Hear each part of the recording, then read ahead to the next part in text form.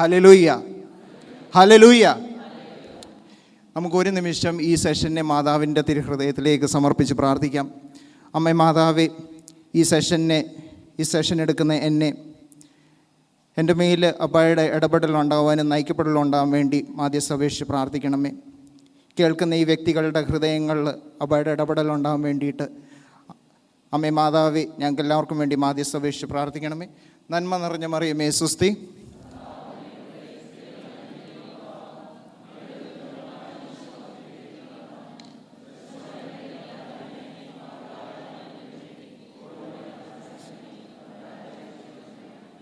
ആമേൻ. അങ്ങനെ നമ്മൾ വീണ്ടും ഒരു റീകമ്മിറ്റ്മെൻറ്റ് ഡേയിലേക്ക് കടന്നു വന്നിരിക്കുകയാണ്. നമ്മൾ നേരത്തെ പറഞ്ഞത് കേട്ടതുപോലെ എല്ലാ വർഷവും കേൾക്കുന്നത് പോലെ തന്നെ വളരെ പ്രധാനപ്പെട്ട ഒരു ദിവസമാണ്. ഒരു ജീസസ് യൂത്തിനെ സംബന്ധിച്ച് വളരെയധികം പ്രധാനപ്പെട്ട ഒരു ദിവസമാണിത്. കാരണം ഈ ഒരു ദിവസം നമ്മൾ ബോധപൂർവം ക്രിസ്തുവിനോടുകൂടെ ചേർന്ന് നിൽക്കുവാനായിട്ട്, നമ്മൾ നമ്മെ തന്നെ അവനിലേക്ക് സമർപ്പിക്കാനായിട്ട്, അവനിലേക്ക് പുനർസമർപ്പിക്കുവാനായിട്ട് തീരുമാനമെടുത്ത് വന്നിരിക്കുന്നവരാണ് ഓരോരുത്തരും നമ്മൾ. അതുകൊണ്ട് തന്നെ ആ വെളി മനസ്സിലാക്കി അതിനനുസരിച്ച് ജീവിക്കുവാനായിട്ട് നമ്മൾ ഒരുങ്ങി വന്നിരിക്കുന്ന ദിവസമാണ്. ദൈവം നമ്മളെ ഓരോരുത്തരെയും അനുഗ്രഹിക്കട്ടെ. നമ്മൾ ഇന്ന് ഈ ഒരു സെഷനിലൂടെ നമ്മൾ ചിന്തിക്കാൻ പോകുന്ന ഒരു 3 മേഖലകളാണ്. നിങ്ങൾ കമ്മിറ്റഡ് ആണോ?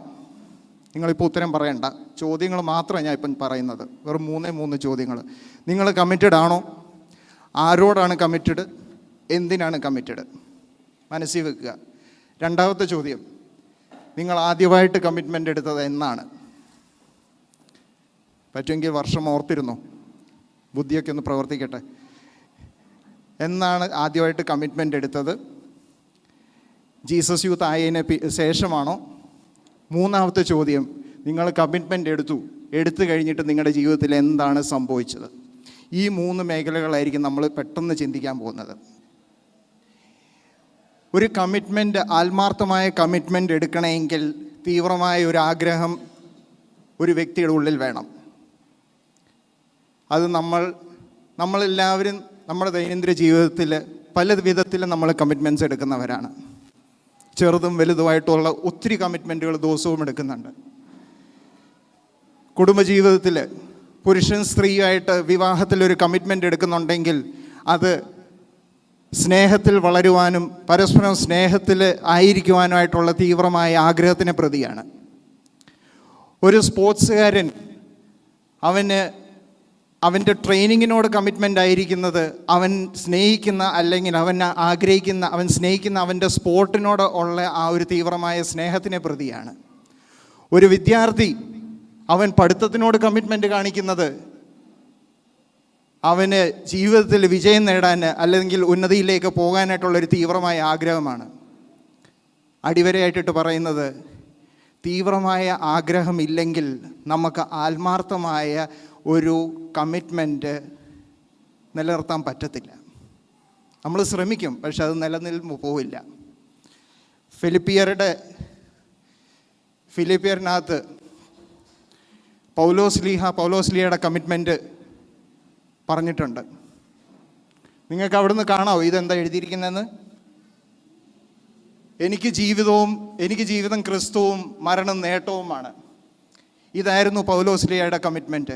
ഞാൻ ഈ ലോകത്തിൽ ജീവിച്ചിരിക്കുന്ന അത്രയും നാൾ, അത്രയും മണിക്കൂർ, അത്രയും നിമിഷങ്ങൾ ക്രിസ്തുവിന് വേണ്ടി ജീവിക്കും. ഞാൻ എന്ന് മരിക്കുന്നു അതെനിക്ക് നേട്ടമാണ്. കാരണം ഞാൻ അവനിലേക്ക്, സ്വർഗരാജ്യത്തിലേക്ക് കടന്നു പോകുന്ന നിമിഷമാണത്. അതായിരുന്നു പൗലോസ്ലീഹയുടെ കമ്മിറ്റ്മെൻറ്റ്. നമ്മളെല്ലാവരും വിശ്വാസികളാണ്. വിശ്വാസികളായിരിക്കുന്ന നമ്മളുടെ വെളിയാണ് ഒരു കമ്മിറ്റ്മെൻ്റ് എടുക്കണമെന്ന്. എന്തിനു വേണ്ടിയിട്ട്? എന്താണ് നമ്മുടെ ആഗ്രഹം? ഞാനിപ്പോൾ നിങ്ങൾക്ക് എല്ലാവർക്കും ബോധ്യമായെന്ന് തോന്നുന്നു. നമ്മളൊരു ആഗ്രഹം എടുക്കുമ്പോൾ നമുക്ക് തീവ്രമായ ഒരു ആഗ്രഹം കാണും. നമ്മൾ കമ്മിറ്റ്മെൻ്റ് എടുക്കുമ്പോൾ തീവ്രമായ ഒരു ആഗ്രഹം കാണും. അങ്ങനെയാണെങ്കിൽ വിശ്വാസികളായ നമ്മളുടെ തീവ്രമായ ആഗ്രഹം എന്താണ്? പറയൂ. നിങ്ങൾക്ക് ആർക്കും ആഗ്രഹമില്ലേ? ആഗ്രഹമില്ലേ?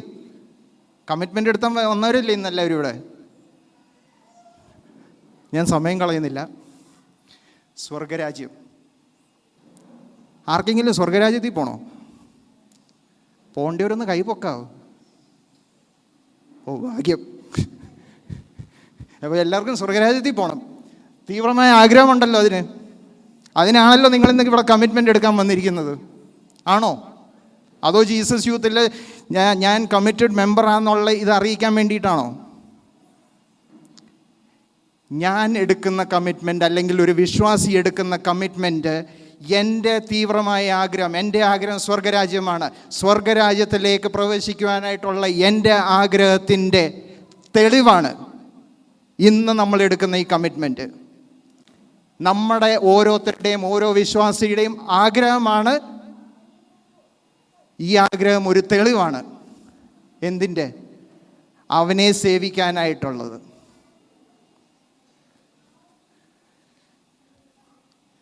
ഇന്നത്തെ നിങ്ങൾക്ക് അവിടെ നിന്ന് കാണാൻ പറ്റുമോ?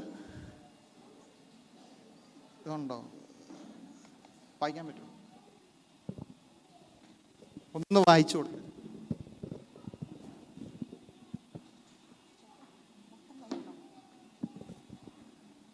ലൂക്കായുടെ സുവിശേഷം 4-ാം അധ്യായം 14 മുതൽ 19 വരെയുള്ള വാക്യങ്ങൾ. യേശു ദൗത്യം ആരംഭിക്കുന്നു. യേശു ആത്മാവിൻ്റെ ശക്തിയോടുകൂടെ ഗലീലയിലേക്ക് മടങ്ങിപ്പോയി. അവൻ്റെ കീർത്തി സമീപ പ്രദേശങ്ങളിലെങ്ങും വ്യാപിച്ചു. അവൻ അവരുടെ സിനഗോഗുകളിൽ പഠിപ്പിച്ചുകൊണ്ടിരുന്നു. എല്ലാവരും അവനെ പുകഴ്ത്തി. പ്രവാചകൻ സ്വദേശത്ത് അവഗണിക്കപ്പെടുന്നു. യേശു താൻ വളർന്ന സ്ഥലമായ നസ്രത്തിൽ വന്നു. പതിവ് പോലെ ഒരു സാബത്ത് ദിവസം അവൻ അവരുടെ സിനഗോഗിൽ പ്രവേശിച്ച് വായിക്കാൻ എഴുന്നേറ്റ് നിന്നു.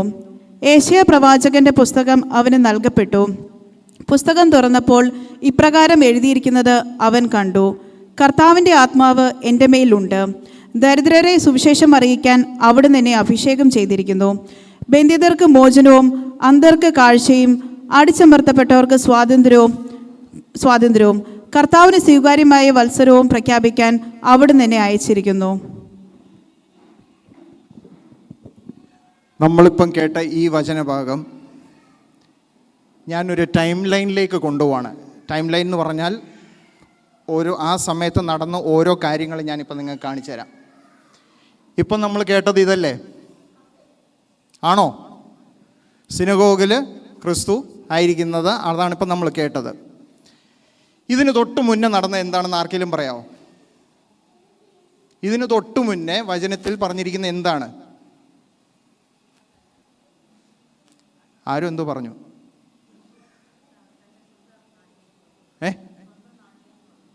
അല്ല, ഇതിന് തൊട്ട് മുന്നേ നടക്കുന്നത്, ഞാൻ സമയം കളയുന്നില്ല, 40 ദിവസം മരുഭൂമിയിലെ പരീക്ഷണമായിരുന്നു.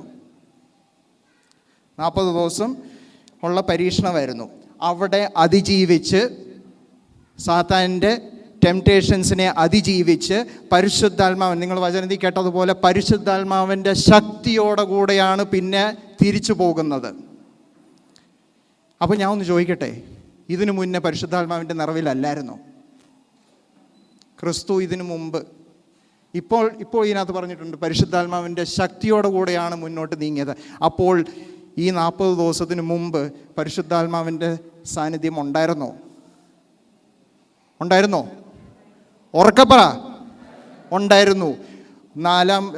ഇതേ അധ്യായത്തിൽ തന്നെ 4-ാം അധ്യായം തുടങ്ങുന്നത് തന്നെ പരിശുദ്ധാത്മാവിൻ്റെ നിറവിലായിരിക്കുന്ന ക്രിസ്തു പരിശുദ്ധാത്മാവിൻ്റെ നയിക്കപ്പെടലോടുകൂടിയാണ് മരുഭൂമിയിലേക്ക് കടക്കുന്നത്. അതായത് ഇതിനു മുന്നേ നടക്കുന്നത് ജ്ഞാനസ്നാനമായിരുന്നു. നമ്മൾ ഇതേ കാര്യം അപ്പോൾ 3 കാര്യമാണ് ഇവിടെ പറയുന്നത്. പരിശുദ്ധാത്മാവും കൊണ്ട് നിറയുന്നു, പരീക്ഷണങ്ങളിൽ കൂടി കടന്നു പോകുന്നു, മൂന്നാമത്തേത് പരിശുദ്ധാത്മാവിൻ്റെ ശക്തിയോടെ കൂടെ മുന്നേറുന്നു. 3 കാര്യങ്ങൾ: പരിശുദ്ധാത്മാവ് കൊണ്ട് നിറയുന്നു, പരീക്ഷണങ്ങളിൽ കൂടി കടന്നു പോകുന്നു, പരിശുദ്ധാത്മാവിൻ്റെ ശക്തിയോടെ കൂടെ മുന്നോട്ട് പോകുന്നു. ഈ 3 കാര്യങ്ങൾ നമ്മളുടെ ജീവിതത്തിൽ എടുക്കുക.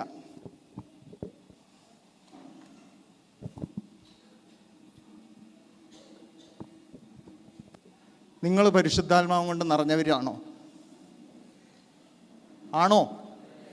എന്ന് മാമോദിസയിൽ.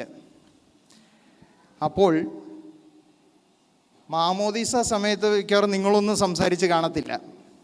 നിങ്ങൾക്ക് വേണ്ടി നിങ്ങളുടെ തലതൊട്ടപ്പനോ തലതൊട്ടമ്മയോ അല്ലെങ്കിൽ അപ്പാപ്പനോ അമ്മാമ്മയോ ആരെങ്കിലുമൊക്കെ ആയിരിക്കും തലതൊട്ടത്.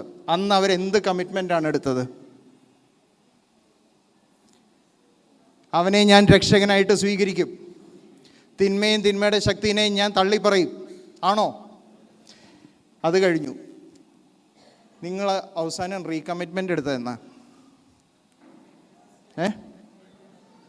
കഴിഞ്ഞ വർഷമോ? ജീസസ് യൂത്തിൻ്റെ മറ്റേ ഓൺലൈനിലാണോ? ആണോ?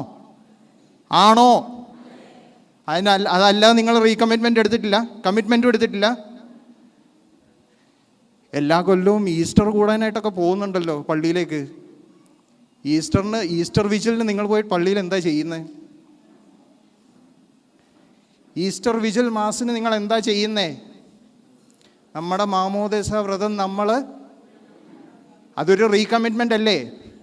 നിങ്ങൾ 50-60 കൊല്ലം മുന്നേ എടുത്ത കമ്മിറ്റ്മെൻറ്റ്. അത്രയും പ്രായമുള്ളവരില്ല അല്ലേ? പോട്ടെ, 35 കൊല്ലം മുന്നേ എടുത്ത കമ്മിറ്റ്മെൻറ്റ് നിങ്ങൾ എല്ലാ കൊല്ലവും ഈസ്റ്റർ വിജിൽ മാസ് കൂടുമ്പോൾ നിങ്ങൾ റീകമ്മിറ്റ്മെൻ്റ് എടുക്കുകയാണ്. ആഗോള സഭയുടെ കൂടെ ചേർന്ന് നിൽക്കുന്നതാണ് നമ്മൾ എന്നും ചെയ്യുന്നത്. അല്ലാതെ ഇത് ജീസസ് യൂത്തിൻ്റെ പുതിയ കണ്ടുപിടുത്തമല്ല. നമ്മൾ സഭയുടെ കൂടെ ചേർന്ന് നിന്ന് സഭയുടെ അതേ രീതിയിൽ തന്നെയാണ് ഇന്നും നമ്മൾ കമ്മിറ്റ്മെൻറ്റും റീകമ്മിറ്റ്മെൻറ്റും എടുക്കുന്നത്. ഞാനിത് പറഞ്ഞു വരുന്നത് എന്താണെന്ന് വെച്ചാൽ, നമ്മൾ സഭയുടെ കൂടെ സഭയുടെ രീതിയിലാണ് നമ്മൾ ചെയ്യുന്നത്. അപ്പോൾ നമ്മൾ കമ്മിറ്റ്മെൻ്റ് എടുക്കുന്ന ഒരു കൃത്യമായ ബോധ്യത്തിലായിരിക്കണം. നമ്മൾ അവനെ പ്രതിയാണ് ചെയ്യുന്നത്, അല്ല ജീസസ് യൂത്തിൻ്റെ കമ്മിറ്റ്മെൻറ്റ് ലിസ്റ്റിൽ എൻ്റെ പേര് കൂട്ടിച്ചേർക്കാനല്ല. ആ ലിസ്റ്റ് മാറി മറിഞ്ഞു പോവും. പക്ഷേ അവൻ്റെ ലിസ്റ്റിൽ നമ്മൾ ഒരു തവണ കമ്മിറ്റ്മെൻ്റ് എടുത്തു കഴിഞ്ഞാൽ അതെന്നും എഴുതപ്പെട്ടതാണ്. അടുത്ത ഭാഗം 40 ദിവസം മരുഭൂമിയിൽ പരീക്ഷണങ്ങൾ. 40 ദിവസം പോട്ടെ, പരീക്ഷണങ്ങൾ കടന്നോട്ടെ. ഞാൻ 40 ദിവസം പോട്ടെ, നമുക്കിവിടെ കഴിഞ്ഞ 2.5 കൊല്ലം എന്തായിരുന്നു? നമ്മളിവിടെ മരുഭൂമിയിൽ, കർത്താവ് അവിടെ 40 ദിവസമായിരുന്നെങ്കിൽ നമ്മളിവിടെ കഴിഞ്ഞ 2.5 കൊല്ലം മരുഭൂമിയിൽ പ്രതിസന്ധികൾ, പ്രയാസങ്ങൾ, ദുരിതങ്ങൾ എന്തെല്ലാം കൂടി കടന്നുപോയി, ഇല്ലയോ? അതിൻ്റെ ഇടയ്ക്കൊക്കെ നമ്മൾ എന്തെല്ലാം തിയറികൾ ഇവിടെ കേട്ടു.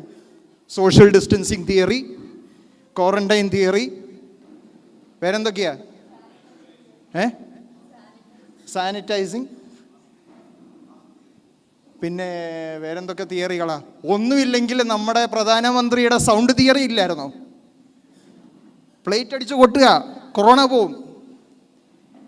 ഈ തിയറികളൊക്കെ ഉണ്ടായിട്ട്, വാക്സിനേഷൻ തിയറി ഉണ്ടായിരുന്നു. പക്ഷേ ഈ തിയറികളൊക്കെ ഉണ്ടായിട്ടും എൻ്റെയും നിങ്ങളുടെയും ഈ സമൂഹത്തിൽ നിന്ന് ആൾക്കാർ വേർവിട്ട് തിരിഞ്ഞു പോയോ? കുടുംബങ്ങൾ ഛിന്ന ഭിന്നമായോ? മക്കൾ അനാഥരായോ? എത്ര പേര് നമ്മളെ വിട്ടുപിരിഞ്ഞു പോയി? ഏത് തിയറിയാണ് വിജയിച്ചത്? ഒരു തിയറിയും വിജയിച്ചില്ല. പക്ഷേ അന്നും ഇന്നും നാളെയും വിജയിക്കാൻ പോകുന്നതും എന്നും നിലനിൽക്കുന്ന ഒരേ ഒരു തിയറിയേ ഉള്ളൂ. അത് അവൻ്റെ കരുണ, അവൻ്റെ സ്നേഹമാണ്. Hallelujah, hallelujah. അതുകൊണ്ട് തന്നെ ഞാൻ ഉറപ്പിച്ചൊന്ന് പറയാം, ഇന്ന് നിങ്ങളിവിടെ ഇരിക്കുന്നുണ്ടെങ്കിൽ അത് യാദർശ്യമല്ല. ഇത് എല്ലാ ഫേസ്ബുക്കിലോ ഇവിടെയും കേൾക്കുന്ന വൈദികരുടെ സ്ഥിരം ഡയലോഗാണ്. നിങ്ങൾ തിരഞ്ഞെടുക്കപ്പെട്ടവരാണ്, നിങ്ങൾ അനുഗ്രഹിക്കപ്പെട്ടവരാണ്, നിങ്ങൾ വിളിക്കപ്പെട്ടവരാണ്. ഞാനീ പറഞ്ഞു അതുപോലെ കൂട്ടിയാലും ഇല്ലേലും ശരി, അത് യാഥാർത്ഥ്യമാണ്. നിങ്ങൾ വിളിക്കപ്പെട്ടവരാണ്. കഴിഞ്ഞ 2-2.5 കൊല്ലം ഓരോ പ്രതിസന്ധികൾ കഴിഞ്ഞിട്ട് ഇന്ന് നിങ്ങളിവിടെ ഇരിക്കുന്നുണ്ടെങ്കിൽ അത് അവൻ്റെ കരുണയും അവൻ്റെ സ്നേഹവും അവൻ നിങ്ങളെ വിളിച്ചതുകൊണ്ട് മാത്രമാണ്. കാരണം നിങ്ങളിലൂടെ, എന്നിലൂടെ അവന് വലിയ വലിയ കാര്യങ്ങൾ ചെയ്യാൻ ആഗ്രഹിക്കുന്നുണ്ട്. അവനത് ചെയ്യുകയും ചെയ്യും, നമ്മളെയും കൊണ്ട് ചെയ്യിപ്പിക്കുകയും ചെയ്യും. നിങ്ങൾക്കൊരു വിടുതൽ തന്നിട്ടുണ്ടെങ്കിൽ, നിങ്ങൾക്കൊരു അനുഗ്രഹം തന്നിട്ടുണ്ടെങ്കിൽ അത് വെറുതെ അല്ല. സഭയിൽ ഒരു ശുശ്രൂഷ ചെയ്യാനായിട്ടാണ്, ഒരു ശുശ്രൂഷകനാകാൻ വേണ്ടിയിട്ടാണ് നിങ്ങൾക്ക് വിടുതൽ തന്നിരിക്കുന്നത്, നിങ്ങൾക്ക് അനുഗ്രഹം തന്നിരിക്കുന്നത്. ഹല്ലേലൂയ. അതുകൊണ്ട് തന്നെ നിങ്ങളിപ്പം കഴിഞ്ഞു പോയ നിങ്ങളുടെ കുറച്ച് കാലങ്ങൾ അത് പ്രതിസന്ധികൾ നിറഞ്ഞതായിരിക്കാം, പ്രശ്നങ്ങൾ നിറഞ്ഞതായിരിക്കാം, നിങ്ങൾ കരഞ്ഞു കൂട്ടിയ നിമിഷങ്ങളായിരിക്കാം, എന്തും ആയിക്കോട്ടെ, തിരിഞ്ഞു നോക്ക്. പക്ഷെ തിരിഞ്ഞു നോക്കുമ്പോൾ ഇസ്രായേൽ ജനത നടന്നു പോയപ്പോൾ തിരിഞ്ഞു നോക്കിയതുപോലെ ആകരുത്. കാരണം അവർ തിരിഞ്ഞു നോക്കി എന്തു ചെയ്യായിരുന്നു? പെറുപെറുക്കുകയായിരുന്നു. നിങ്ങൾ തിരിഞ്ഞു നോക്കേണ്ടത് പെറുപെറുക്കാനല്ല. നിങ്ങൾ തിരിഞ്ഞു നോക്കിയിട്ട് നിങ്ങൾ മനസ്സിലാക്കണം, ആ പ്രതിസന്ധികളിൽ കൂടിയൊക്കെ അവൻ എന്നെ കടത്തിക്കൊണ്ട് അവനിലേക്ക് അടുപ്പിച്ചു. എത്രമാത്രം നിങ്ങൾ അവനിലേക്ക് കൂടുതൽ അടുത്തു, അതിനു വേണ്ടിയിട്ട് നിങ്ങൾ തിരിഞ്ഞു നോക്കണം. അവൻ എത്രമാത്രം നിങ്ങളെ സ്നേഹിക്കുന്നുണ്ടെന്ന് അതിനു വേണ്ടിയിട്ട് ആ ഒരു ബോധ്യത്തോടു കൂടെയാണ് നിങ്ങൾ ഇന്ന് ഇവിടെ ഈ ഒരു കമ്മിറ്റ്മെൻറ്റിന് വന്നിരിക്കുന്നത്. അതുകൊണ്ട് തന്നെ അവൻ്റെ വിളി നിങ്ങൾ കേൾക്കണം. നിങ്ങൾ ഇന്ന് കമ്മിറ്റ്മെൻ്റ് എടുക്കുകയാണ്. നമ്മൾ നേരത്തെ പറഞ്ഞു കേട്ടതുപോലെ ക്രിസ്തു തിന്മേനെ അതിജീവിച്ച് പരിശുദ്ധാത്മാവിൻ്റെ ശക്തിയോടെ കൂടെ പിന്നെ ക്രിസ്തു പ്രവർത്തിക്കാനായിട്ട് ഇറങ്ങിയിരിക്കുകയാണ്. നിങ്ങൾ എന്ന് കമ്മിറ്റ്മെൻ്റ് എടുത്തോ, നിങ്ങളിൽ പരിശുദ്ധാത്മാവിൻ്റെ ശക്തിയുണ്ട്. നേരത്തെ നിറവായിരുന്നു, ഇപ്പോൾ ശക്തിയുണ്ട്. എന്ത് ചെയ്യാൻ? വചനത്തിൽ പറയുന്നത് പോലെ ദരിദ്രർക്ക് സുവിശേഷം അറിയിക്കാൻ, ബന്ധിർക്ക് മോചനം നൽകുവാൻ, അന്ധർക്ക് കാഴ്ച നൽകുവാൻ, അടിച്ചമർത്തപ്പെട്ടവർക്ക് സ്വാതന്ത്ര്യം നൽകുവാൻ, കർത്താവിന് സ്വീകാര്യമായ വത്സര പ്രഖ്യാപിക്കാൻ നിങ്ങൾ അവന് വേണ്ടി ഇറങ്ങിത്തിരിക്കുമ്പോൾ അവൻ്റെ പ്രവർത്തികൾ ചെയ്യുവാനായിട്ടുള്ള ശക്തി അവൻ തരും നിങ്ങൾക്ക്. വെളി കേട്ടാൽ മതി, ശ്രവിക്കുക അവൻ്റെ കോളിന് വേണ്ടിയിട്ട്. അതൊന്നാമത്തെ കാര്യം. രണ്ടാമത്തെ കാര്യം, നിങ്ങൾ എന്ന് കമ്മിറ്റ്മെൻ്റ് എടുത്ത് ഇറങ്ങിത്തിരിച്ചോ ആ കുരിശിനെ തൊടുവാനായിട്ട്, ആ കുരിശിനെ തൊട്ട് അവൻ്റെ സ്നേഹം, അവൻ്റെ കരുണ നിങ്ങളുടെ ഹൃദയത്തിലേക്ക് ഒപ്പിയെടുക്കാനായിട്ട് നിങ്ങൾ തീരുമാനിച്ചോ, നിങ്ങളൊരു അടുത്ത ശിമയോനായി മാറും. ശിമയോൻ എന്തായിരുന്നു പ്രത്യേകത? ഏത് ശിമയോനാ? കുരിശിൻ്റെ വഴിയിൽ അലക്സാണ്ടറിൻ്റെയും റോഫോസിൻ്റെയും പിതാവായിരുന്ന ശിമയോൻ. എന്തായിരുന്നു പ്രത്യേകത?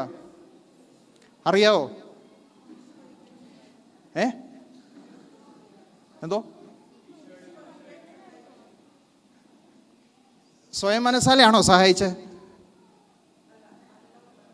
നിർബന്ധിച്ചു. വഴി കൂടി പോകുന്ന വ്യക്തിയായിരുന്നു. വഴി കൂടി പോയിരുന്ന വ്യക്തിയെ ഏറ്റവും നീചമായ ഒരു ശിക്ഷയായിരുന്നു അന്ന് ക്രിസ്തുവിന് കൊടുത്തിരുന്നത്. എന്നാൽ പോകുന്ന വഴി മരിക്കുമെന്നറിയാം. എന്നാൽ അവർ തീരുമാനിച്ചു, ജീവനോടെ എനിക്ക് ഈ മനുഷ്യനെ ക്രൂശിക്കണം, അതുകൊണ്ട് മരിക്കാൻ ഞാൻ സമ്മതിക്കില്ല. ആരെങ്കിലും ഈ കുരിശെടുക്കുവോ? റോമാക്കാർ ഒറ്റെണ്ണം തൊടത്തില്ല. കാരണം ഇത് ഏറ്റവും നീചമായ മരണമാണ്. ഞാൻ തൊടത്തില്ല. പിന്നെ ആരാ? അതേ വരുന്നു ഒരുതിന് ഒരു പണിയില്ലാതെ. ശിമോൻ എന്തേ നടന്നു വരുന്നു. എടുക്കടാ. ഞാനും എടുക്കില്ല. എടുക്കടാ എന്ന് പറഞ്ഞപ്പോഴത്തേക്ക് അവൻ ഭയം മൂലം തൊട്ട് കഴിഞ്ഞപ്പോഴാണ് ക്രിസ്തുവിൻ്റെ മുഖം കാണുന്നത്. ഞാൻ എൻ്റെ ഒരു ഇത് പറയുക കേട്ടോ, നിർബന്ധിച്ചു എന്നുള്ളൊരു വാക്കിൽ ഞാൻ പറയുകയാണ്. ക്രിസ്തുവിൻ്റെ മുഖം കണ്ടപ്പോൾ നമ്മൾ വചനത്തിൽ കേൾക്കുന്ന എന്താണ്? അവനെ കാണുന്നവർ പ്രകാശിതരാവും. ക്രിസ്തുവിനെ അവിടെ വെച്ച് ക്രിസ്തുവിൻ്റെ ചോര പുരണ്ട മുഖം കണ്ടപ്പോൾ ശിമയോൻ്റെ മനസ്സ് മാറി. പിന്നെ പറയുന്നത്, ക്രിസ്തുവേ നീ മാറിക്കോ, നിനക്ക് വേണ്ടി ഈ കുരിശ് ഞാൻ എടുത്തോളാമെന്ന. അന്നെടുത്തു കഴിഞ്ഞിട്ട് അന്ന് അവിടെ ഒരു പൈതൃകത്തിൻ്റെ, ശിമയോനിൽ നിന്ന് തുടങ്ങുന്ന ഒരു പൈതൃകത്തിൻ്റെ അനുഗ്രഹം അവിടെ തുടങ്ങുകയാണ്. ഇത് ഞാൻ പറയുന്നതല്ല,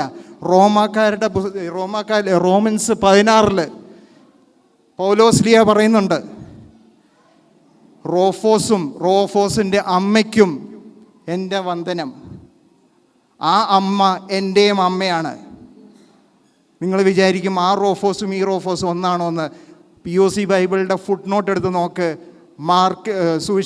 മർക്കോസിൻ്റെ സുവിശേഷത്തിൽ അലക്സാണ്ടറിൻ്റെയും റോഫോസിൻ്റെയും പിതാവായിരുന്ന ശിമയോൻ എന്നുള്ള ഫുട് നോട്ട് കൊടുത്തിട്ടുണ്ട്. ഇതിൽ നിന്ന് നിങ്ങൾ മനസ്സിലാക്കുന്നത് എന്താണ്?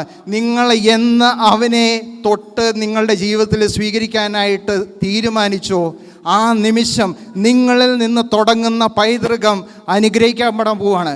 നിങ്ങളുടെ മക്കൾ, നിങ്ങളുടെ കൊച്ചുമക്കൾ അനുഗ്രഹിക്കപ്പെടും. അതിനുള്ളൊരു തുടക്കമായിരിക്കും നിങ്ങൾ. ഹല്ലേലൂയ. അങ്ങനെ കമ്മിറ്റ്മെൻ്റ് എടുക്കാനായിട്ട് നമ്മളെല്ലാം റെഡി ആയിരിക്കുകയാണ്, ഒരു തീവ്രമായ ഒരു ആഗ്രഹത്തോടെ. അല്ലേ? പക്ഷെ ഒരു കുഴപ്പമുണ്ട്.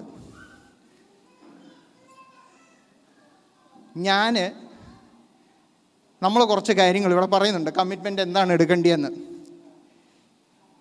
പ്രാർത്ഥിക്കണം, കൗദാശിക ജീവിതം, നമ്മളുടെ 6 സ്തൂപങ്ങളിൽ അനുസരണമായൊരു ജീവിത ശൈലി ആയിരിക്കണം. ഇത് ഞാൻ ചിലപ്പം വീണു പോവും. ഞാൻ വീണു പോകുമ്പോൾ ആരാ നാണം കെടുന്നത്? എൻ്റെ അപ്പനല്ലേ. അതുകൊണ്ട് എനിക്ക് വയ്യ എൻ്റെ അപ്പനെ നാണം കെടുത്താനായിട്ട്. നല്ല കാര്യമാണ്. ഒരിക്കലും മക്കൾ കാരണം അപ്പന്മാർ നാണം കെടാൻ പാടില്ല, അമ്മമാർ നാണം കെടാൻ പാടില്ല. അതുകൊണ്ട് ഞാൻ എൻ്റെ അപ്പനെ നാണം കെടുത്തത്തില്ല, ഞാൻ കമ്മിറ്റ്മെൻ്റ് എടുക്കുന്നില്ല. നിങ്ങളിത് നിങ്ങളുടെ സ്പിരിച്വൽ മെച്യൂരിറ്റി എന്ന് പറയുമോ എന്ത് പറഞ്ഞാലും ഒന്നും തോന്നരുത്. ഞാൻ അതിന് വിളിക്കുന്ന പേര് ആത്മീയ അന്ധത എന്നാണ്. ഞാൻ അതിന് വിളിക്കുന്നത് ആത്മീയ അന്ധത എന്നാണ്. കാരണം എന്താണെന്നറിയാമോ? എല്ലാം വിട്ടെറിഞ്ഞിട്ട് ക്രിസ്തുവിനെ അനുഗമിക്കാൻ പോയ വ്യക്തിയാണ് ആര്? ഒത്തിരി പേരുണ്ട്. ഞാൻ ഉദ്ദേശിച്ച പത്രോസ്. പക്ഷെ പത്രോസിൻ്റെ ജീവിതത്തിൽ എന്തെല്ലാം വീഴ്ചകളുണ്ടായി. തള്ളിപ്പറഞ്ഞോ? അപ്പോസ്തലൻ വരെ തള്ളിപ്പറഞ്ഞു, വീണുപോയി. പിന്നെ എന്നാ നമുക്കൊരു കുറവ് തന്നിട്ടുണ്ടെങ്കിൽ അതെന്തിനാ? ആ കുറവുകളിലൂടെയും കൂടി അവനെ മഹത്വപ്പെടുത്താൻ വേണ്ടിയിട്ടാണ്, അല്ല വേറൊന്നിനും അല്ല ഒരു കുറവ് തന്നിരിക്കുന്നത്. The weakness is given for a reason, because through your weakness you are going to glorify Lord. Hallelujah. നിങ്ങൾ എന്ന് അവനെ മഹത്വപ്പെടുത്താൻ തുടങ്ങിയോ, ഞാൻ നേരത്തെ പറഞ്ഞ പോലെ അനുഗ്രഹത്തിൻ്റെ പെരുമഴയായിരിക്കും.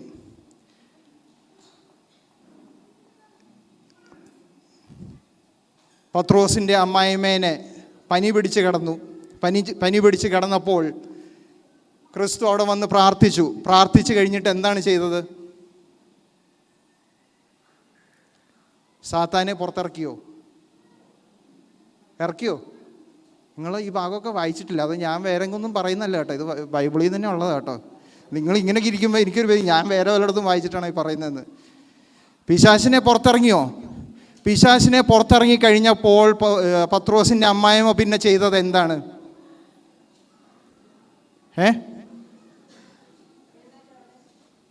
എന്തിനിറങ്ങി തിരിച്ചു? അവനെ ശുശ്രൂഷിച്ചു. അവൻ നമുക്കൊരു വിടുതൽ തന്നിട്ടുണ്ടെങ്കിൽ അവനെ ശുശ്രൂഷിക്കാൻ വേണ്ടിയിട്ടാണ്, അവൻ്റെ രാജ്യത്തിന് വേണ്ടി ശുശ്രൂഷിക്കാൻ തന്നെയാണ്.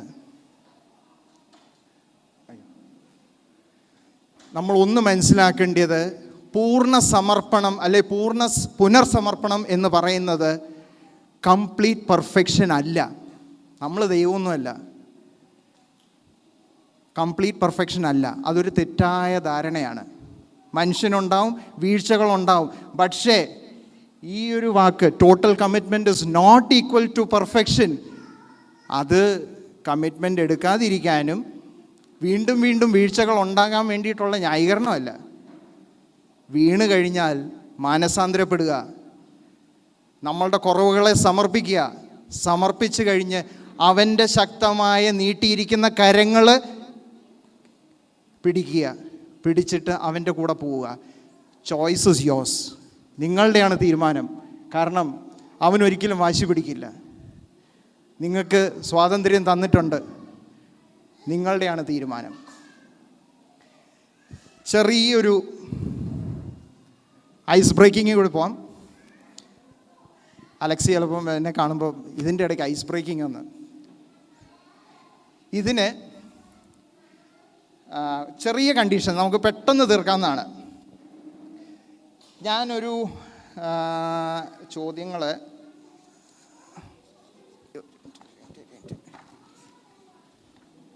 ഒരു 7 ചോദ്യങ്ങൾ ചോദിക്കും. നിങ്ങളുടെ ഓരോരുത്തരുടെയും വിനോദം ഇരിക്കാവോ? ഇവിടെ ആരും നിൽക്കത്തില്ല, ജഡ്സിനും ഇരിക്കണം. ഒരു മനുഷ്യൻ ഈ റൂമിനകത്ത് എഴുന്നേറ്റ് നിൽക്കാൻ പാടില്ല. ഒരു വ്യക്തി പോലും എഴുന്നേറ്റ് നിൽക്കാൻ പാടില്ല. എല്ലാവരും ഇരിക്കണം ഈ റൂമിനകത്തുള്ളവർ. നിങ്ങളുടെ റെസ്പോൺസ് യെസ് ആണെങ്കിൽ എഴുന്നേറ്റ് നിൽക്കണം കേട്ടോ. ഞാൻ ചോദിക്കുന്ന ഉത്തരം ചോദിച്ചു കഴിയുമ്പോൾ നിങ്ങളുടെ റെസ്പോൺസ് യെസ് ആണെങ്കിൽ എഴുന്നേറ്റ് നിൽക്കണം. നിങ്ങൾ ഒരു കാര്യം മനസ്സിലാക്കേണ്ടത്, കമ്മിറ്റ്മെൻറ്റ് പെർഫെക്ഷൻ അല്ല. ഈ ഒരു കാര്യം നിങ്ങളുടെ മനസ്സിൽ വെച്ചിരിക്കണം. മൂന്നാമത്തേത്, ആത്മാർത്ഥമായിട്ട് ഇത് ചെയ്യണം. നിങ്ങൾ വിശുദ്ധരാകാൻ ശ്രമിക്കണ്ട. അപ്പം ആ രീതിയിലുള്ള ചിന്ത വേണ്ട. വളരെ ലളിതമായ ചോദ്യമാണ്. സാധാരണ മനുഷ്യൻ ചിന്തിക്കുന്നത് പോലെ ചിന്തിച്ച് അതിൻ്റെ ഉത്തരം പറഞ്ഞാൽ മതി. ഇനി എളിമ ഒക്കെ നല്ലതാണ്. ചിലപ്പം കർത്താവേ ഞാൻ ഇത്രമാത്രം ആയിട്ടില്ലല്ലോ അതുകൊണ്ട് വേണ്ട, ആ രീതി വേണ്ട. നിങ്ങൾക്ക് മനസ്സിൽ തോന്നുന്നത് അത് യെസ് ആണെങ്കിൽ യെസ്, നോ എന്നോ. ഒന്നീ ചൂട് അല്ലെങ്കിൽ തണുപ്പ്, അല്ലാതെ ഇടയ്ക്കുള്ള ഇത് വേണ്ട. നിങ്ങൾ നിങ്ങളുടെ ഇന്നത്തെ അവസ്ഥയും കുറേ നാൾ മുമ്പ് നിങ്ങൾ കമ്മിറ്റ്മെൻ്റ് എടുക്കാൻ തുടങ്ങിയതിന് മുമ്പുള്ള അവസ്ഥയും തമ്മിൽ കമ്പയർ ചെയ്തായിരിക്കണം ഇതിൻ്റെ ഉത്തരം. ഓരോ ചോദ്യം കഴിയുമ്പോൾ ഞാനൊരു എണ്ണം പറയും. കാരണം എനിക്കിവിടെ ഏകദേശം ഈ ഒരു സൈഡിൽ 100 പേരുണ്ടെന്ന് വെച്ചോ, ഇതിനകത്തൊരു 50 പേരും ഒരാളെങ്കിലും എഴുന്നേറ്റ് നിന്നിട്ടുണ്ടെങ്കിൽ ഈ റൂമിനകത്തിരിക്കുന്ന എല്ലാവരും ഒച്ചത്തിൽ ഹല്ലേലൂയ എന്ന് പറയണം. ഓക്കെ, കാര്യങ്ങൾ മനസ്സിലായല്ലോ. ഞാൻ ഈ ഉടനെ ചോദ്യങ്ങളിലേക്ക് പോവാണ്. ആദ്യത്തെ ചോദ്യം, ആരൊക്കെ ദൈവത്തിന് ഒരു സജീവ ബലിയായിട്ട് സമർപ്പിക്കാൻ ശ്രമിച്ചിട്ടുണ്ട്? അതായത് അവനെ ജീവിതത്തിൽ 1-ാം സ്ഥാനം കൊടുക്കുക, ക്രിസ്തുവിൽ ആഴപ്പെട്ട് ലോകത്തിൻ്റെ വഴിയിൽ നിന്ന് മാറി നടക്കുവാൻ ശ്രമിച്ചിട്ടുണ്ട്, തിന്മയിൽ നിന്ന് അകന്ന് വിശുദ്ധിയിൽ ജീവിക്കാൻ ശ്രമിച്ചിട്ടുണ്ട്. ഉള്ളവർക്ക് എഴുന്നേറ്റ് നിൽക്കാം.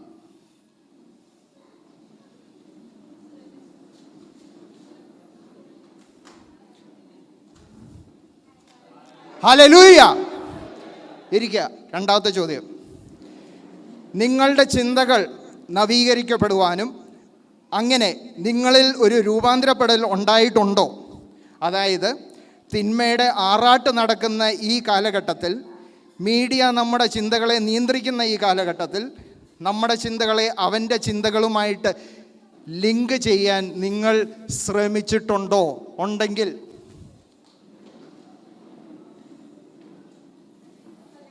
ഹല്ലേലൂയ. ഇരിക്കുക. മൂന്നാമത്തെ ചോദ്യം, പരിശുദ്ധാത്മാവിൻ്റെ ഫലങ്ങൾ ഒരെണ്ണമെങ്കിലും കിട്ടിയിട്ടുള്ളവർ ഏതൊക്കെയാണ് പരിശുദ്ധാത്മാവിൻ്റെ ഫലങ്ങൾ? ഇനി ഞാൻ പറയണോ? അറിയാമെന്ന് വിശ്വസിക്കുന്നു. ഒരെണ്ണമെങ്കിലും കിട്ടിയ വ്യക്തികൾ ഒന്ന് എഴുന്നേറ്റ് നിൽക്കുക.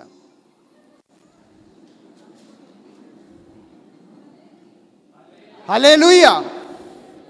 നാലാമത്തെ ചോദ്യം, നിങ്ങൾ ആരെങ്കിലും അവനെ ചേർത്ത് പിടിച്ച് സഭയിലും സമൂഹത്തിലും നിങ്ങളിലൂടെ, നിങ്ങളുടെ വാക്കുകൊണ്ടോ നിങ്ങളുടെ പ്രവൃത്തി കൊണ്ടോ ക്രിസ്തുവിനെ പകർന്നു കൊടുക്കുവാൻ ശ്രമിച്ചിട്ടുണ്ടോ? ഉള്ളവർ എഴുന്നേറ്റിരിക്കുക. ഹല്ലേലൂയ. അഞ്ചാമത്തേത്, വചനം ഗ്രഹിച്ച് മറ്റുള്ളവർക്കത് പറഞ്ഞു കൊടുത്ത് അവരെ പഠിപ്പിച്ച് വിശ്വാസത്തിൽ ആഴപ്പെടുവാൻ ശ്രമിച്ചിട്ടുണ്ടോ? ഉള്ളവർ എഴുന്നേൽക്കുക. ഹല്ലേലൂയ. ആറാമത്തെ ചോദ്യം, ഇല്ലാത്തവന് കൊടുക്കുകയും നിരാശയിലായിരിക്കുന്നവരെ പ്രത്യാശയുടെ ഉറവിടമായ ക്രിസ്തുവിലേക്ക് നയിക്കുകയും ചുറ്റുമുള്ളവരോട് കരുണ കാണിക്കുകയും ചെയ്യാൻ ശ്രമിച്ചിട്ടുണ്ടോ? ഉള്ളവർ എഴുന്നേക്ക്. ഹല്ലേലൂയ. അവസാനത്തെ ചോദ്യം, നിങ്ങൾ തിന്മയെ വെറുക്കുന്നുണ്ടോ? അതിൽ നിന്ന് അകന്നു നിൽക്കുവാൻ നിങ്ങൾ ശ്രമിച്ചിട്ടുണ്ടോ? ഹല്ലേലൂയ. ഇരിക്കുക. ഹല്ലേലൂയ. ഒന്ന് ചോദിക്കട്ടെ, ഇപ്പോൾ ഇവിടെ നടന്ന എന്തുവാ? ഞാനും മുന്നേ ചോദിക്കട്ടെ, ഇതുവരെ 7 ചോദ്യങ്ങൾ ചോദിച്ചിട്ട് ഒരാളെങ്കിലും ഒരു തവണയെങ്കിൽ പോലും എഴുന്നേറ്റ് നിൽക്കാത്ത ആരെങ്കിലും ഉണ്ടോ? മടി വിചാരിക്കണ്ട, കാരണം അവിടെയും ക്രിസ്തു ഇടപെടും. എഴുന്നേറ്റ് നിൽക്കുക, ധൈര്യമായിട്ട് എഴുന്നേറ്റ് നിൽക്കുക. ഇന്ന് അവൻ ഇടപെടുന്ന ദിവസം. ആരെങ്കിലും ഉണ്ടെങ്കിൽ എഴുന്നേറ്റ് നിൽക്കുക. ഹല്ലേലൂയ. ഹല്ലേലൂയ. കാരണം എന്താണെന്നറിയാമോ? ഇപ്പോൾ നിങ്ങളിവിടെ സാക്ഷ്യപ്പെടുത്തിയത് തിരുവചനത്തിലെ ഓരോ സത്യങ്ങളാണ്. റോമാക്കാരിൽ 12-ാം അധ്യായത്തിൽ നിങ്ങൾ കമ്മിറ്റ്മെൻ്റ് എടുത്തിരിക്കുന്ന ആ നിമിഷം തൊട്ട് നിങ്ങൾ ക്രിസ്തുവിൽ ഒരു പുതിയ സൃഷ്ടിയായി മാറും. അവിടെ നിങ്ങൾ സൃഷ്ടിയായി മാറുമെന്ന് പറഞ്ഞു. പക്ഷെ നിങ്ങൾ കമ്മിറ്റ്മെൻ്റ് എടുത്തു നിന്ന് ഈ പറഞ്ഞിരിക്കുന്ന വാഗ്ദാനങ്ങൾക്ക് നിങ്ങൾ ഇന്നിവിടെ സാക്ഷ്യം പറഞ്ഞിരിക്കുകയാണ്. ഹല്ലേലൂയ. അതുകൊണ്ട് നിങ്ങൾ വിശ്വസിക്കുക, അവൻ വിശ്വസ്തനാണ്. അവൻ വിശ്വസ്തനാണ്. നമ്മൾ കമ്മിറ്റ്മെൻ്റ് എടുക്കുമ്പോൾ നമുക്ക് അവന് വേണ്ടിയത് ആത്മാർത്ഥമായ ശുശ്രൂഷയാണ്. നമ്മളുടെ ചിന്തകളെ കൊണ്ട്, നമ്മളുടെ പ്രവൃത്തികളെ കൊണ്ട് നിരന്തരമായിട്ട് നമ്മളുടെ ചിന്തകളെ നവീകരിച്ച് സ്ഥിരമായിട്ട് ഒരു ട്രാൻസ്ഫോർമേഷൻ ഉണ്ടായിട്ട് അവൻ്റെ വഴികളിലേക്ക് കൂടി ചേർന്ന് നിൽക്കുവാനായിട്ട് ഉള്ള ഒരു യാത്രയാണിത്. അതെങ്ങനെ സാധിക്കും? അത് സാധിക്കുന്നത് വചനത്തിൽ കൂടിയാണ്. വചനം വായിക്കുക, ഗ്രഹിക്കുക, ഗ്രഹിച്ചിട്ട് അത് നമ്മുടെ ജീവിതത്തിൽ പ്രാവർത്തികമാക്കുക. എന്നാലേ നമുക്ക് അവനോടുകൂടെ ചേർന്ന് നിൽക്കാൻ പറ്റത്തുള്ളൂ. നമ്മൾ ഇന്ന് കമ്മിറ്റ്മെൻ്റ് എടുക്കാൻ പോകുന്നതും ഈ 3 കാര്യങ്ങളിൽ കൂടിയാണ്. അതായത് ജീസസ് യൂത്ത് ലൈഫ് സ്റ്റൈൽ, 6 സ്തൂപങ്ങളിൽ അടിസ്ഥാനമാക്കിയിരിക്കുന്ന നമ്മുടെ ജീസസ് യൂത്ത് ലൈഫ് സ്റ്റൈലിനെ ആസ്പദമായിട്ട് ജീവിക്കുക. ദൈനംദിന പ്രാർത്ഥന നമ്മൾ എന്നും ചൊല്ലാൻ ശ്രമിക്കുക. പിന്നെ നമ്മുടെ ഫോർമേഷനിൽ കൂടി കടന്നു പോകുക. ഞാനും ഈ കമ്മിറ്റ്മെൻ്റ് എടുത്തിട്ടുള്ളതാണ്. ഞാനും ഈ വീഴ്ചകൾ എൻ്റെ ജീവിതത്തിൽ ഉണ്ടായിട്ടുണ്ട്. ഞാനിന്നിവിടെ നിൽക്കുന്നുണ്ടെങ്കിൽ അതെൻ്റെ കഴിവുകൊണ്ടൊന്നുമല്ല. ഞാൻ എത്ര വലിയ പൊട്ടനാണെന്ന് എൻ്റെ ഭാര്യയോട് ചോദിച്ചാൽ അറിയാൻ പറ്റും. പക്ഷേ എന്നെ ഇപ്പോഴും ഇങ്ങനെ ഇതുപോലെ നടത്തുന്നുണ്ടെങ്കിൽ അത് ക്രിസ്തുവിൻ്റെ ഇടപെടൽ കൊണ്ട് മാത്രമാണ്. കാരണം അവനിൽ ആശ്രയിച്ച് ജീവിക്കുന്ന ഓരോ നിമിഷവും every day is a miracle. Every day is a miracle. നമുക്കാകെ വേണ്ടിയത് ജോഷുവ ഇസ്രായേൽ ജനതയെ വെല്ലുവിളിച്ചതുപോലെ നമുക്ക് നമ്മളെ തന്നെ സ്വയം വെല്ലുവിളിക്കണം. ഈ ഒരു സമർപ്പണത്തിലേക്ക് അതിജീവിക്കാനായിട്ട്, നിലനിന്ന് പോകാനായിട്ട് നമുക്ക് നമ്മൾ നേരത്തെ കേട്ട പോലെ കർത്താവിൻ്റെ കരുണ ഉണ്ടാകണമേ, നിൻ്റെ ഹിതം പോലെ നടക്കുവാനായിട്ട് നമ്മളെ ശക്തിപ്പെടുത്തണമേ എന്നുള്ള രീതിയിൽ നമ്മൾ ആയിരിക്കാൻ തക്ക വിധം നമ്മളുടെ ഓരോ ചിന്തകളും നമ്മുടെ പ്രവൃത്തികളിലൂടെ അവനെ ഉയർത്തിപ്പിടിക്കണം. നമ്മൾ ആത്മീയ യന്ത്രങ്ങളായി മാറരുത്. ആത്മാർത്ഥമായിട്ട് എന്തിനാണ് ഈ ഒരു യാത്ര എന്നുള്ളൊരു ബോധ്യത്തോടെ ആയിരിക്കണം. അല്ലാതെ ഞാൻ എല്ലാ ദിവസവും പള്ളിയിൽ പോകുന്നുണ്ട്, ഞാൻ ആത്മീയത ഉന്നതങ്ങളിലാകണമെന്നില്ല. മറിച്ച് ഓരോ നിമിഷവും ഓരോ ശ്വാസത്തിലും അവനെ ഉയർത്തിപ്പിടിക്കുമ്പോഴാണ്, അവൻ്റെ നാമം മാറ്റപ്പെടുമ്പോഴാണ് നമ്മൾ ശരിയായിട്ടുള്ള യാത്രയിൽ കൂടി പോകുന്നത്. ഈ ഒരു ആശയം വെച്ചുകൊണ്ട് നമുക്ക് ഒരുങ്ങാം. ദൈവം നിങ്ങളെല്ലാവരും അനുഗ്രഹിക്കട്ടെ. Praise God.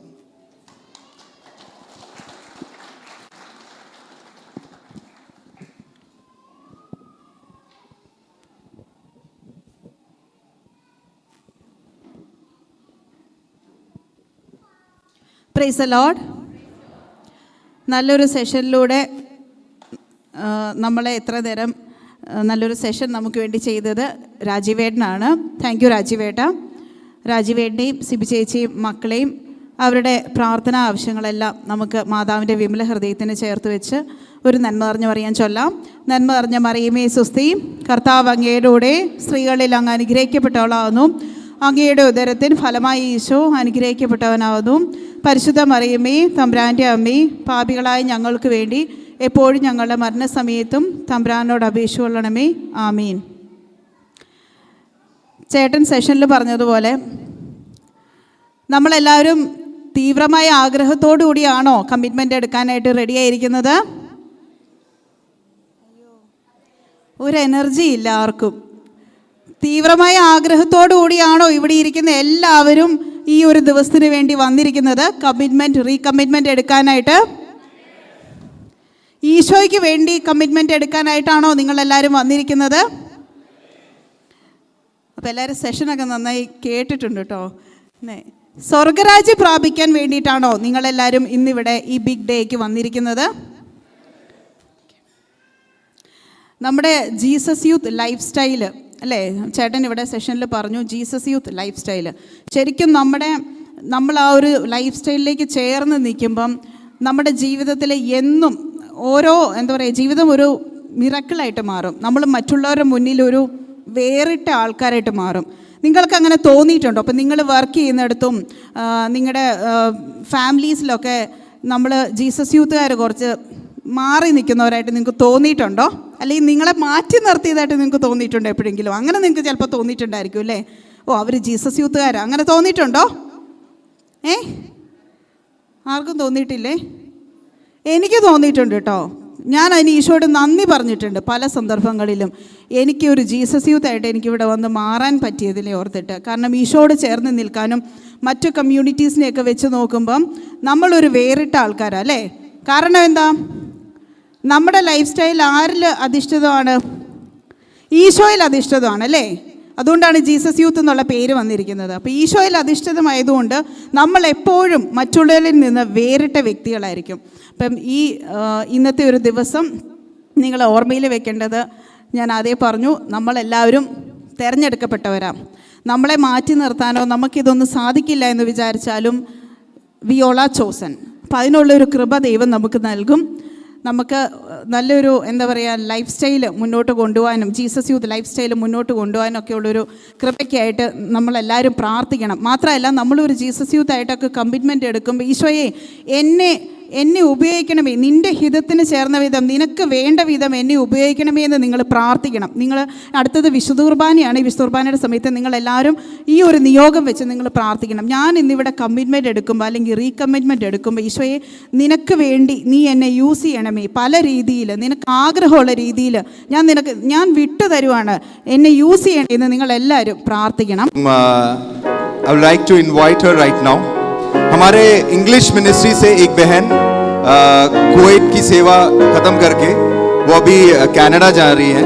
तो मैं अभी अनुरोध करूंगा विनीता से, I request Vineetha to please come forward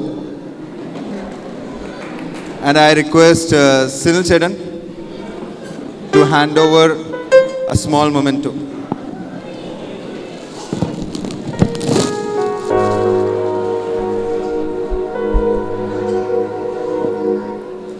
വിനീതയെ നിങ്ങൾക്കെല്ലാവർക്കും വിനീതയെ അറിയായിരിക്കും.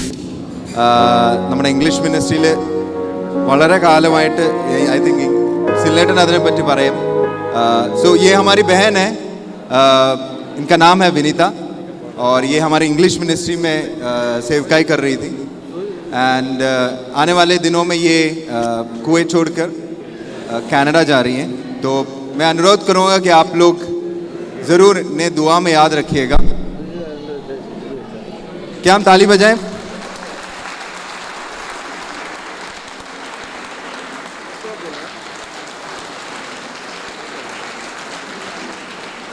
Senator, I request a few words for Vinita. Praise the Lord. She is actually mentor of Titi and sorry, not mentor. She is the mentee of Titi. Even though she was, ever since she was been into Kuwait, she was been very much associated with our family and all the trials and tribulations which she was undergoing.